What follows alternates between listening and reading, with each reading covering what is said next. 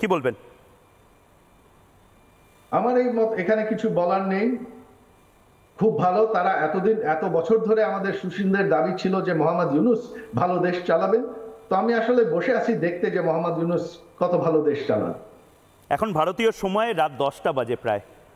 রাতে আমারও মনে হয় মায়ের সাথে কথা বলি, একবার না হয় দিনে, সারাদিন অফিস কাচারি করার পরে। মায়ের সাথে আজ রাতে কথা হয়েছে। দিল্লির কোনো একটি সেফ হাউসে আপনার মা রয়েছেন, শেখ হাসিনা। কাল অবধি যিনি প্রধানমন্ত্রী ছিলেন, আজকে কোনো ক্ষমতা হয়তো এই মুহূর্তে তার কাছে নেই। মা ছেলের কি কথা হলো?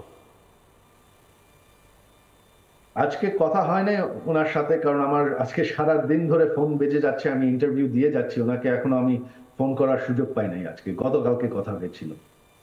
সজীব ভাই, আপনার মা যখন আপনাদের কাছে বা বাসায়, নতুন বাসায় যাবেন, একটা অনুরোধ থাকলো, রিপাবলিক বাংলায় আপনার মা এবং আপনি দুজনেই, শেখ হাসিনা এবং সজীব ভাই দুজনেই আমরা অনুরোধ করছি আপনাদেরকে প্রথম সাক্ষাৎকারটি এই বাঙালি বা বাংলার এই চ্যানেলকে দিতে, জাতীয়তাবাদী চ্যানেলকে দিতে। আমি চেষ্টা করব। ঠিক আছে, তো আমার এখন যেতে হবে, আরেকটা ইন্টারভিউ আছে। আপনাদেরকে সকলকে আমার অনেক ধন্যবাদ। অনেক ধন্যবাদ। বাংলার মানুষ অনেকগুলো কথা জানতে পারলো। এই ওয়ার্ল্ড এক্সক্লুসিভ সজীব জয়, 1971 জন্ম বলে জয় নাম হয়েছিল, আর সেও নির্বাসিত। একটা ছোট্ট বিরতি নিচ্ছি।